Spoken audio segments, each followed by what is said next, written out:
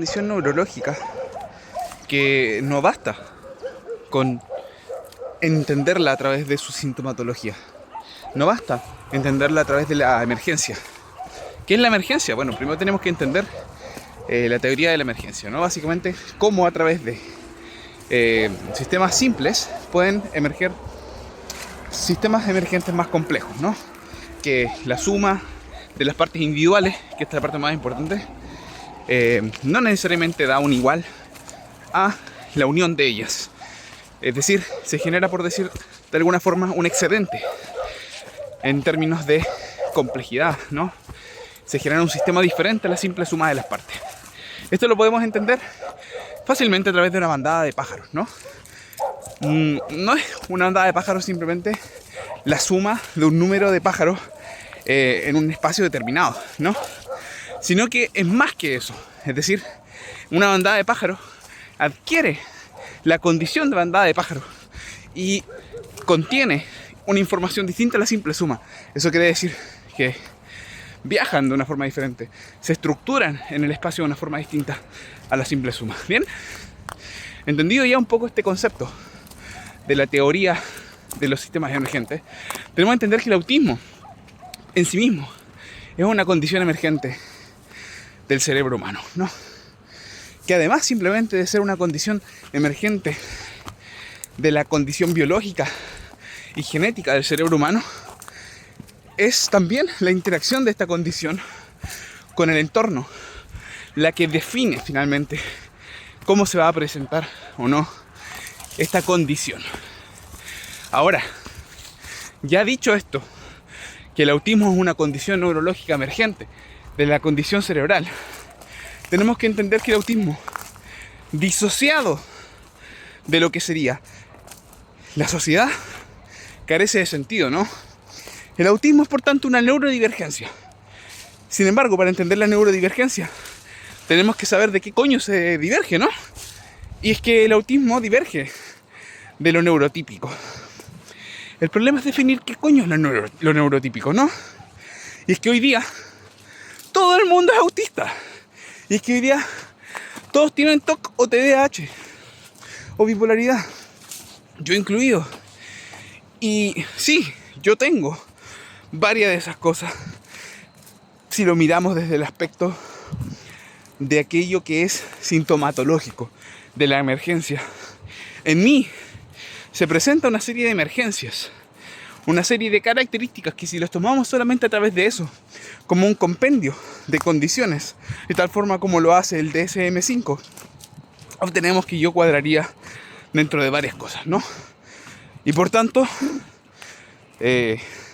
sin miedo a autodiagnosticar y a diagnosticar a otros, debo decir que todo el mundo hoy día tiene cosas, ¿cierto? Entonces, ¿dónde queda lo normotípico? Pues queda ahí relegado en el baúl del que quiere ser igual a todos, o sea, a nadie. ¿Qué es el autismo entonces? El autismo es una condición neurológica que afecta la comunicación celular del cerebro, es decir, la comunicación entre las neuronas.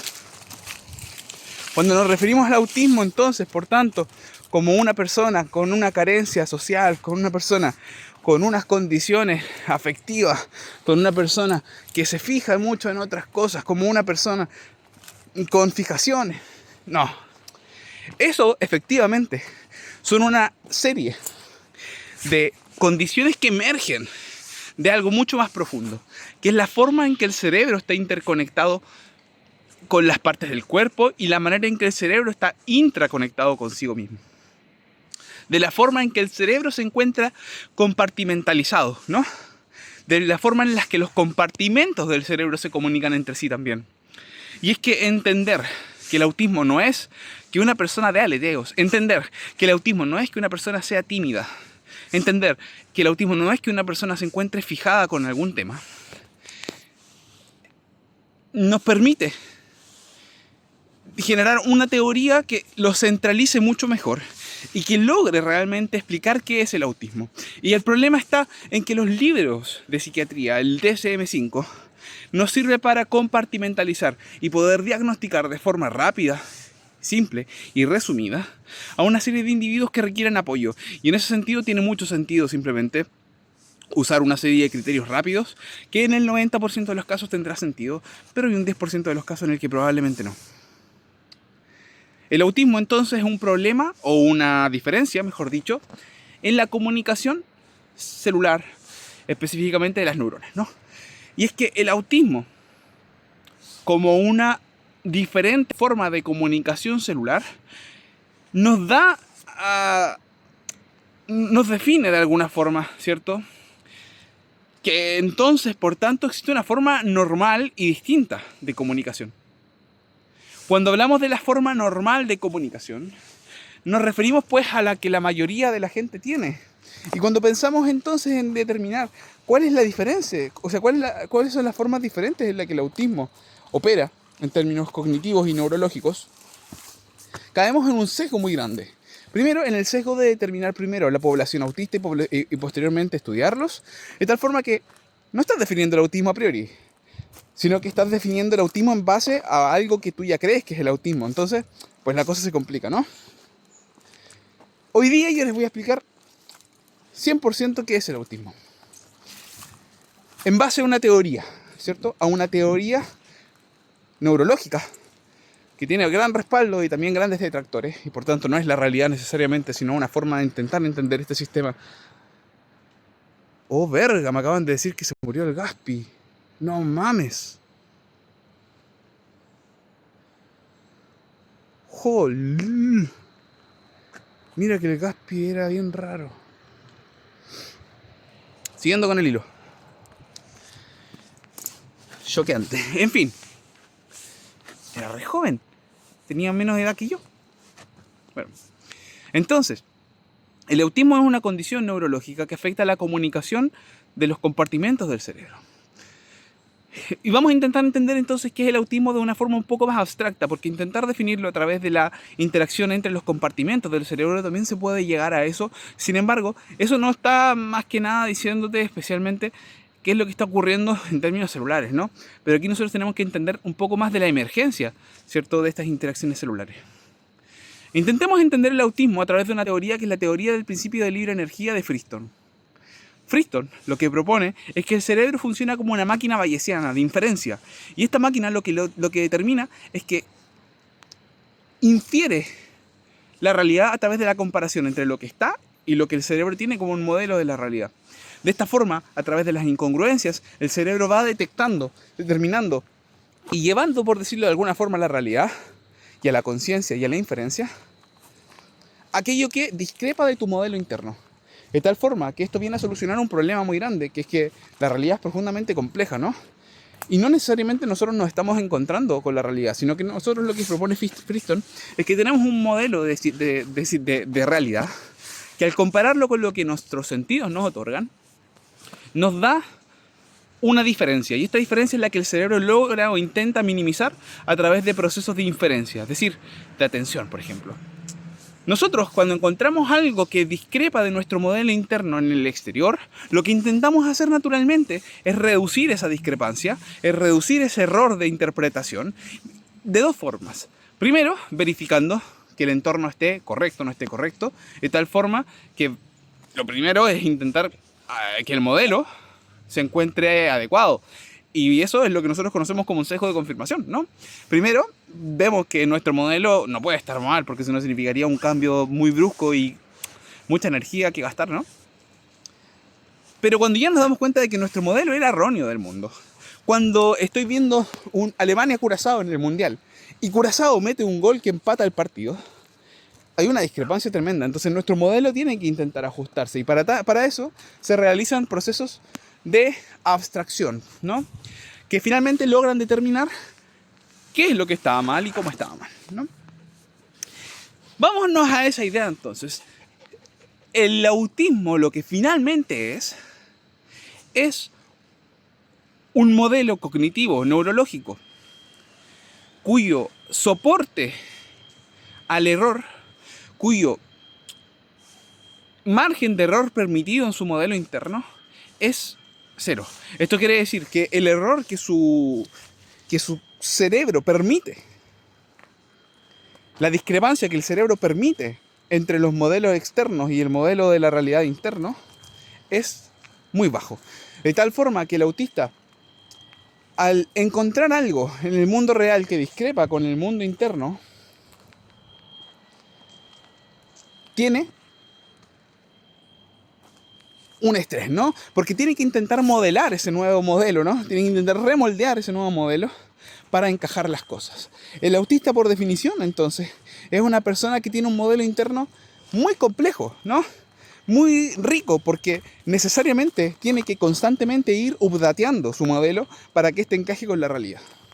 Esto lo ponemos en oposición, dice Friston, con el espectro esquizotípico. El espectro esquizotípico, al contrario del espectro autista, es por decirlo de alguna forma, es una forma de cerebro que soporta un error mucho mayor. De tal forma que ellos no necesariamente tienen que remodelar todo, sino que van aceptando distintas formas de conocimiento, ¿no? Distintas maneras de entender el mundo, que no necesariamente tienen que tener una gran coherencia entre sí. Además de todo esto, podemos intentar entenderlo de otras formas. No solamente de la forma en la que nos explica Friston, que les recomiendo leerlo, sino, por ejemplo, Crespi, cuando nos menciona, ¿cierto?, este espectro, este gradiente que hay entre la esquizotipia y lo que sería el autismo en función de un trastorno de la inteligencia, menciona. Donde tenemos una diferencia en la inteligencia fluida y la inteligencia cristalizada, donde en el autismo tenemos una muy baja inteligencia cristalizada versus una inteligencia fluida dentro de lo normal o un poco por sobre el promedio. Mientras que en el espectro esquizotípico tenemos en general las dos bajas, aunque yo planteo que en verdad lo que tenemos es una inteligencia superior en general en el autismo. Pero bueno, eso ya es cosa de otro momento, ¿no? El autismo es, por tanto, entonces un problema general. Cuando intentamos entender el autismo y autodiagnosticarnos autistas, tenemos que luchar contra distintas concepciones. Primero, con una condición casi que escatológica del autismo, ¿no? A través de la sintomatología, a través de aquello que se aparenta ser. Sin embargo, al menos para el autista, que está encontrando naturalmente, de forma constante, errores en la predicción, errores en su modelo, esto no, en general, a menos que tengas, que sean muy chiquititos, ¿no? Que tengas un modelo interno muy poco desarrollado y una actitud crítica muy baja, pues te va a costar. Tenemos que intentar entenderlo no solamente a través de estas condiciones sintomatológicas, sino que también a través de cómo se generan las conexiones del cerebro, la comunicación. ¿Qué es la inteligencia, no? Tenemos que intentar entenderlo a través de patrones sociales. ¿Por qué hay gente autista, no? ¿Y por qué hay una proporción de gente autista en el mundo? ¿Y por qué es minoría y no mayoría? ¿O por qué es mayoría ahora y antes no era mayoría, no? Creo, definitivamente, que intentar encontrar una respuesta definitiva a esto, primero, es un poco soberbio. Y segundo, nace de la necesidad de la identificación personal, que eso ya es otro tema, ¿no? Entonces, probablemente la gente en busca de esto quiere una respuesta, primero para identificarse como individuo dentro de una sociedad que te impulsa a eso, y identificarse también como colectivo. En fin, el autismo entonces no es una serie de condiciones como un checklist. No, definitivamente no. Es mucho más profundo. Y lo podemos ver de varias perspectivas. Quería terminar con una reflexión. Y es que el autismo y la esquizotipia, en teoría y bajo estos principios, deberían ser excluyentes. Podríamos juntarlos. Yo tengo algunas ideas de cómo poder juntarlos y poder explicar que existan personas esquizotípicas con autismo, ¿no? Sin embargo, creo que si tú ahora estás intentando ver este video y te consideras autista, hay dos opciones. Lo que te digo está haciendo de bastante sentido, pero probablemente también encuentres bastantes fallas lógicas en lo que te estoy diciendo. No fallas lógicas de mi argumento, sino algunas cosas que están un poco conexas, ¿no? Y finalmente, capaz que te convencen un 99% de que eres autista, pero siempre va a estar ese 1%. Pero hay otro grupo de personas que capaz que igual está viendo esto. O capaz que no lo vea nadie, porque aquí me ven 10 personas. Tengo 10 suscriptores, tenía 11 y perdí uno. Que está dentro del espectro esquizotípico. Y es que esta gente tiende también